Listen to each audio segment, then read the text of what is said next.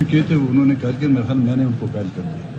تو کیا آپ اپنا استعفیٰ واپس لے رہے ہیں؟ ابھی تک تو میرا کوئی ایسا ارادہ نہیں. ان 5 سالوں میں جو 2018 کی اسمبلی میں تھی تو بلوچستان کے تمام ایشوز وہ بلوچستان کا استحصال سب سے اہم جو ہے مسنگ پرسن کا ذکر ہر حکومت کی اتحادیوں کے سامنے میں نے پیش کیا.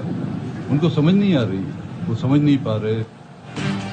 حکومت اور اپوزیشن سردار اختر مینگل کو منانے میں ناکام. سردار اختر مینگل نے استعفیٰ واپس لینے سے انکار کر دیا. کہا انہوں نے مجھے قائل کرنے کی بہت کوشش کی, میں نے ان کو قائل کر دیا. 2018 سے بلوچستان کے مسائل ہر حکومت کو بتائے, ہمیشہ اردو میں بات. حکومت کو اردو سمجھ نہیں آ رہی تو میں کیا کر سکتا ہوں. اسپیکر قومی اسمبلی نے سردار اختر مینگل کے استعفے پر کارروائی روک دی. حکومت نے استعفیٰ منظور نہ کرنے کی درخواست کی تھی.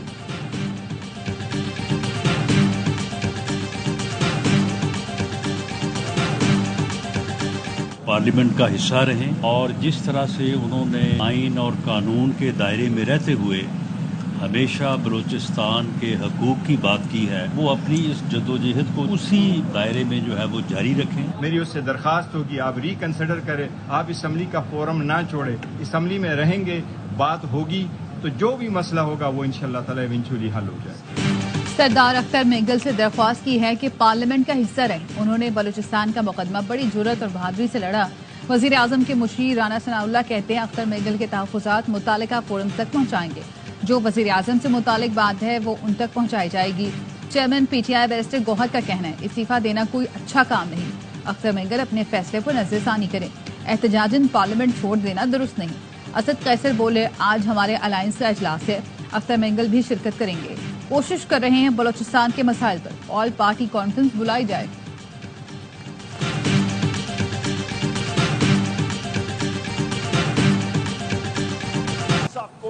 وہ کیا چیزیں جنہوں نے مجبور کیا کہ وہ اسمبلی سے استعفیٰ دے رہے ہیں؟ کیا وہ یوتھ بلوچستان کی ان کے جو جذبات ہیں اس کو دیکھیں. جناب چیئرمین خدا را ہوش کے ناخن لیں. سردار اختر مینگل صاحب جو جس وجہ سے ریزگنیشن دے رہے ہیں اس کو لائٹلی نہ لیں.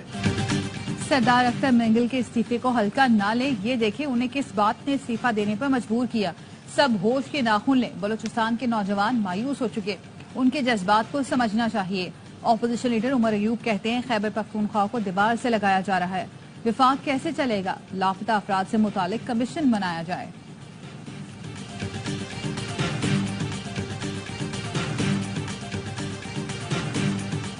پارلیمنٹ کو, سیاسی جماعتوں کو, سیاسی قائدین کو ملک کے لیے غیر ضروری سمجھنا, اس سے بڑی حماقت اور دنیا میں اور نہیں ہو سکتی جو ہمارے ہاں کی جا رہی ہے. جب ریاست ناکام ہو جاتی ہے تو وہاں ہم جاتے ہیں. ہم اداروں کے استعمال کے لیے یہاں نہیں بیٹھے ہوئے, ہم آزادی سے ملک اور قوم کی خدمت کرنے کے لیے بیٹھے ہوئے. پارلیمنٹ اور سیاسی قائدین کو غیر ضروری سمجھنے سے بڑی حماقت کوئی نہیں ہو سکتی. آج سیاسی لوگوں کی اہمیت ختم کی جا رہی ہے. تجربہ کار سیاسی قیادت کو سائیڈ لائن کیا جا رہا ہے. سربراہ JUI مولانا فضل الرحمان کا قومی اسمبلی میں خطاب. کہا سیاستدانوں کو بااختیار بنانا چاہیے. ملکی معاملات سیاستدانوں کے حوالے کیے جائیں. فارم 45 کے ہوں یا 47 کے, ڈیفیکٹو ہی صحیح, انہی سے کام لینا ہوگا. قانون بھی یہی بنے گا. ہم یہاں ملک و قوم کی خدمت کے لیے بیٹھے ہیں, استعمال ہونے کے لیے نہیں.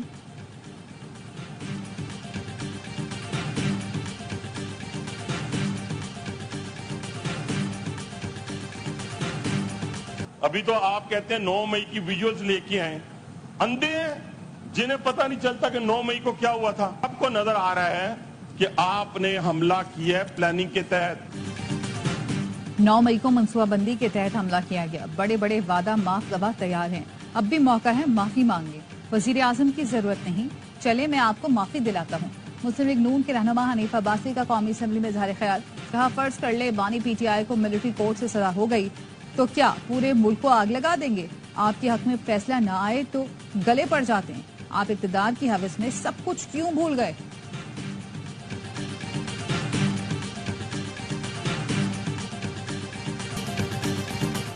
دشمن بدامنی اور انتشار پیدا کر کے قومی یکجہتی کو نقصان پہنچانا چاہتا ہے. سب مل کر دشمن کے ناپاک ایجنڈے کو ناکام بنائیں گے. وزیر داخلہ محسن نقوی کی چیئرمین رویت ہلال کمیٹی سے ملاقات میں گفتگو. کہا دہشت گردی کے خلاف جنگ پاکستان کی بقا کی جنگ ہے. اس ناسور کے خاتمے کے لیے علماء کرام کو پھر اپنا عظیم کردار ادا کرنا ہوگا. مولانا عبدالخبیر آزاد بولے دہشت گردی کے خاتمے کے لیے پوری قوم سیکیورٹی اداروں کے ساتھ کھڑی ہے.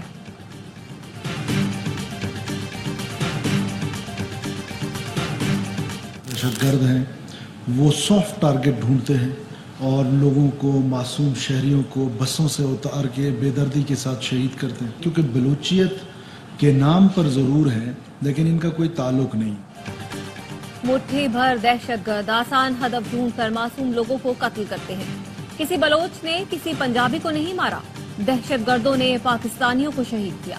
وزیر اعلیٰ بلوچستان سرفراز بگٹی کہتے ہیں کل بلوچستان اسمبلی نے دہشت گردی کی مذمت کی، آج کابینہ بھی ان واقعات کی مذمت کرتی ہے. وزراء کو علاقوں کا دورہ کرنے کی ہدایت کر دی. فیصلہ عوام نے کرنا ہے، کون آپ کا خیر خواہ ہے اور کون دشمن. روزانہ کی بنیاد پہ کراچی کے عوام کے الیکٹرک کو بد دعائیں دیتے ہیں کہ الیکٹرک نے ریاست کے اندر ریاست بنایا ہوا ہے، مافیا کے طرز پہ کام کر رہا ہے کہ الیکٹرک اوور بلنگ کے ذریعے اربوں اربوں روپے کما رہا ہے. سسٹم اپ گریڈیشن کے لیے کیا کام کیا؟ ایم کیو ایم کے رکن قومی اسمبلی امین الحق کا کہ الیکٹرک سے متعلق توجہ دلاؤ نوٹس. کہا فنی خرابی کے نام پر پورا دن بجلی بند کر دی جاتی ہے. بارش کا پہلا قطرہ گرتے ہی کراچی میں درجنوں فیڈر اسٹرپ کر جاتے ہیں کہ الیکٹرک نے ریاست کے اندر ریاست بنائی ہوئی ہے. گھنٹوں غیر اعلانیہ لوڈ شیڈنگ کی جاتی ہے. لوگ بددعائیں دیتے ہیں کہ الیکٹرک کا شمار ان کمپنیز میں ہوتا ہے جنہیں نفرت کی نگاہ سے دیکھا جاتا ہے. وزیر اطلاعات عطا تاڑر نے کہا کراچی میں بارش کے باعث 300 فیڈر بند کرنا پڑے. اس دوران کرنٹ لگنے کا کوئی ایک واقعہ نہیں ہوا کہ الیکٹرک کا کہیں فالٹ نظر نہیں آیا. کراچی میں جو واقعات ہوئے ان کا تعلق بارش سے ہے کہ الیکٹرک سے نہیں. مصطفیٰ کمال نے کہا بل دینے والے اور نہ دینے والے دونوں کی بجلی بند ہو رہی ہے. فیڈر بند کرنے کے بجائے پی ایم ٹیز کو کب بند کریں گے؟ پری پیڈ میٹرز کیوں نہیں لگائے جا رہے؟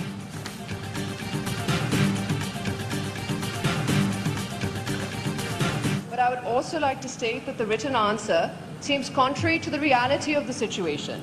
And if the minister claims that there isn't load shedding, and then why are people, especially in my constituency, especially across Sindh, suffering for 2 to 3 days, 18 hours, sometimes with no electricity, with complete load shedding?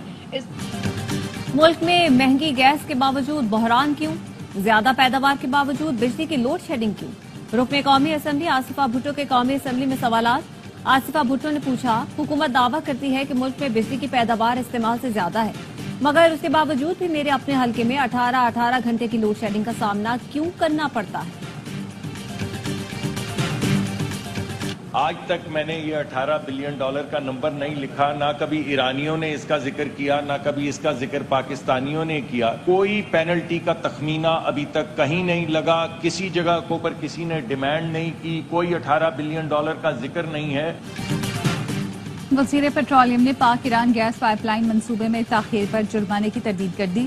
مصدق ملک کہتے ہیں جرمانے کا کوئی تخمینہ نہیں لگایا گیا، نہیں معلوم $18 ارب کا نمبر کہاں سے آیا.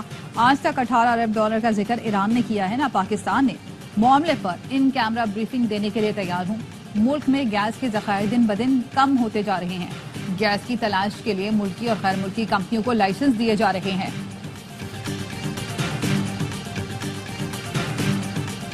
فنڈز کی عدم فراہمی پر پشاور میں بلدیاتی نمائندوں کا احتجاج. پولیس نے مظاہرین کو منتشر کرنے کے لیے آنسو گیس کے شیل برسا دیے. وزیر اعلیٰ ہاؤس جانے والے راستے سیل کر دیے. مظاہرین ریڈ زون میں داخل ساری رکاوٹیں توڑ کر پولیس لائن تک پہنچ گئے.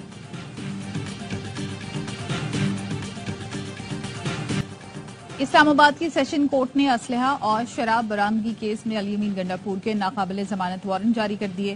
ایس ایچ او 12 کہو کو کل علی امین گنڈاپور کو گرفتار کر کے پیش کرنے کا حکم.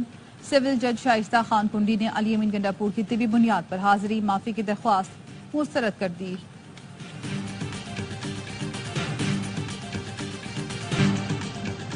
بجلی کا فی یونٹ 25 روپے مقرر کیا جائے. سابق نگراں وفاقی وزیر گوہر اعجاز کا مطالبہ. کہا اسٹیٹ بینک فوری شرح سود میں 4% کمی کرے. مہنگائی کی شرح کا نیچے آنا خوشائند ہے. فائدہ عوام کو منتقل کیا جائے. 10 سالہ اقتصادی روڈ میپ دینے کی فوری ضرورت ہے. آئی پی پیز کو کیپیسٹی چارجز ادائیگی بند ہونی چاہیے. 4 دفعہ صوبائی اسمبلی کا اجلاس ملتوی ہو چکا ہے. آج 2 تا اکثریت والا وزیر اعلیٰ اپنی صوبائی اسمبلی جانے سے کترا رہا ہے اور ان کو میں یہ مطالبہ کروں گا कि आप एतमाद का वोट ले लें ताकि पता चल जाए कि सूबे में आपके पास अक्सरियत है या नहीं है। गवर्नर केपी फैसल करीम कुंडी ने फिर वजीर आला अली अमीन गंडापुर से एतमाद का वोट लेने का मुतालबा कर दिया। कहा, अली अमीन गंडापुर एतमाद खो चुके, एतमाद का वोट ले लें, ऐसा ना हो तहरीक अदम एतमाद आ जाए। खैबर पख्तूनख्वा असेंबली का इजलास तारीख देकर 4 बार मुलतवी किया जा चुका। अली अमीन बौखलाहट में काबीना से लोग निकाल रहे हैं। फैसल करीम कुंडी का कहना है कि जब तक गवर्नर हूं यूनिवर्सिटी की 1 इंच जमीन नहीं बेचने दूंगा।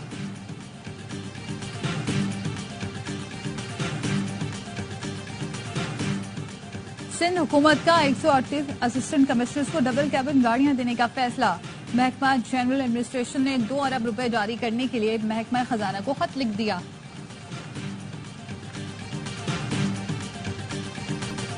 बांग्लादेश से शिकस्त के बाद पाकिस्तानी टीम और खिलाड़ियों की रैंकिंग गिर गई। कौमी टीम 6ठी से 8वीं पोजीशन पर चली गई। पाकिस्तान टेस्ट टीम की मौजूदा रैंकिंग पॉइंट 76 हो गए, जो 1965 के बाद कम तरीन रेटिंग पॉइंट्स है। बाबर आजम की भी 3 दर्जे तनज़्ज़ुल। 5 साल बाद टॉप 10 बल्लेबाजों की फहरिस्त से बाहर। 90 से 12वीं पोजीशन पर चले गए। शाहीन शाह अफरीदी भी टॉप 10 बॉलर्स की फहरिस्त से आउट हो गए।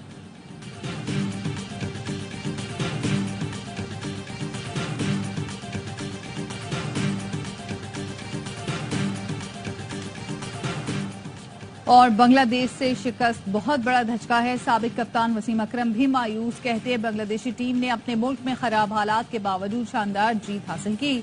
हम मुस्तकिल होम ग्राउंड पर हार रहे हैं, जो हमारी क्रिकेट के मयार की अक्कास है। हैरत है लोग अब क्यों हैरान हो रहे हैं। तनज़्ज़ुली के बारे में 2 साल पहले कहा था क्रिकेट को सुधारने में वक्त लगेगा। बदकिस्मती से इसका कोई फौरी हल नहीं।